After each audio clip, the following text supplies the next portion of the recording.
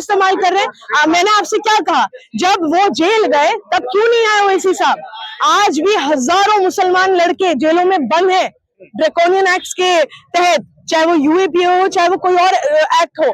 आज भी किसकी पैरवी कर रहे हैं, किसकी लीगल एड किसको प्रोवाइड कर रहे हैं ओवैसी साहब? दिल्ली के मुगलाई जायकों के दीवाने हैं तो फिर गोश्ताना आइए। शानदार इंटीरियर, आरामदेह मजलिस और खूबसूरत समा के साथ, जहां हर डिश में बसी है दिल्ली के खास खानों की रूहानी महक, जायका जो दिल को छू जाए। Address Jamia Nagar, hotel river view, ठोकर नंबर 3, अबुल फजल इनक्लेव।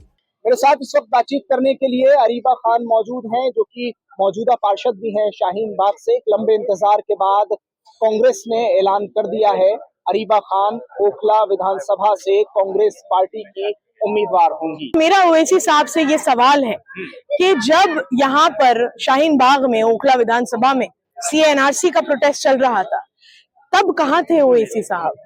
क्या तब वो आके सीएनआरसी के वक्त आकर क्या वो खड़े हुए थे मंच पर? क्या उन्होंने मजलूमों के लिए आवाज उठाई थी? क्या उन्होंने इस तानाशाह सरकार के खिलाफ कुछ बोला था उस वक्त? वो यहाँ आए थे जब शाहीन बाग की औरतें सर्द रातों में वहां सड़कों पे बैठी हुई थी, तब क्या ओवैसी साहब की हमदर्दी फूटी थी उनके लिए? जब जामिया नगर प्रोटेस्ट में शिफाबाई खुद मौजूद रहते थे, तब कहाँ थे ओवैसी साहब? तब तो आके वो मजलूमों के लिए नहीं खड़े हुए। जब दिल्ली के दंगे हुए यहाँ पर, दिल्ली कैपिटल में जब दंगों का हालात बने, ना केजरीवाल जी नजर आए और ना ओवैसी साहब नजर आए उस वक्त भी। लेकिन आज, अच्छा उसके बाद जब शिफाबाई जेल गए, तब क्या आके उनकी वाइफ और बच्चों से मिले ओवैसी साहब? जब 4.5 साल से शिफाबाई जेल में हैं, क्या 4.5 साल में ओवैसी साहब को कभी ये ख्याल आया कि आके वो शिफाबाई की फैमिली से मिलकर अपनी सिंपैथी का जाहिर करें? नहीं। लेकिन आज सारी सिंपैथी जाहिर होती है उनको टिकट देने के नाम पर।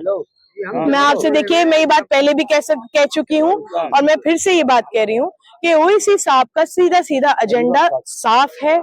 उनको अगर सिंपैथी होती शिफाबाई से तो वो उनको लीगल एड प्रोवाइड करते, ना कि उनको टिकट देते और उनका इस्तेमाल करने की कोशिश करते अपने पॉलिटिकल एजेंडा के लिए। जिस वक्त सीएनआरसी का प्रोटेस्ट चल रहा था, कांग्रेस पार्टी के अलावा कोई भी पार्टी ऐसी नहीं थी, चाहे वो आम आदमी पार्टी हो, चाहे वो एमआईएम हो, जो यहाँ, चाहे वो बीजेपी का तो खैर सवाल ही पैदा नहीं होता, जो यहाँ आके यहाँ ओखला की आवाम के साथ खड़ी हुई। वाहिद कांग्रेस पार्टी यहाँ खड़ी थी, उसके लीडर्स यहाँ खड़े थे। जब दिल्ली के दंगे हुए, सिर्फ राहुल गांधी जी मौजूद थे, सिटिंग सीएम नदारत था, तब क्यों नहीं आए ओवैसी साहब? केजरीवाल क्यों नहीं आया? और जिस तरीके से आज की तारीख में शिफा भाई को ओवैसी साहब इस्तेमाल करना चाह रहे हैं, बिल्कुल इस्तेमाल कर रहे हैं। मैंने आपसे क्या कहा, जब वो जेल गए तब क्यों नहीं आए ओवैसी साहब? आज भी हजारों मुसलमान लड़के जेलों में बंद हैं ड्रैकोनियन एक्ट्स के तहत, चाहे वो यूएपीए हो चाहे वो कोई और एक्ट हो।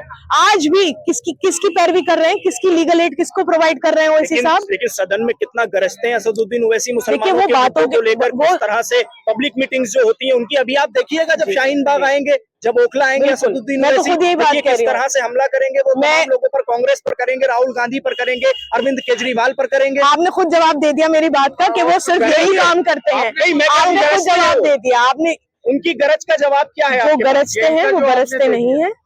ये सीधी बात है कि जब शिफा भाई जेल गए तब ओवैसी साहब कहाँ थे? 4.5 साल से शिफा भाई जेल में हैं और उनको कांग्रेस के जो हाई कमांड, जो लीडर्स हैं, चाहे वो सलमान खुर्शीद साहब हो चाहे वो कपिल सिब्बल साहब हो, वो फ्री में उनको लीगल एड प्रोवाइड कर रहे हैं, फ्री ऑफ कॉस्ट, बिना चार्जेस के। ओवैसी साहब खुद बैरिस्टर हैं, उनके पास रिसोर्सेज हैं।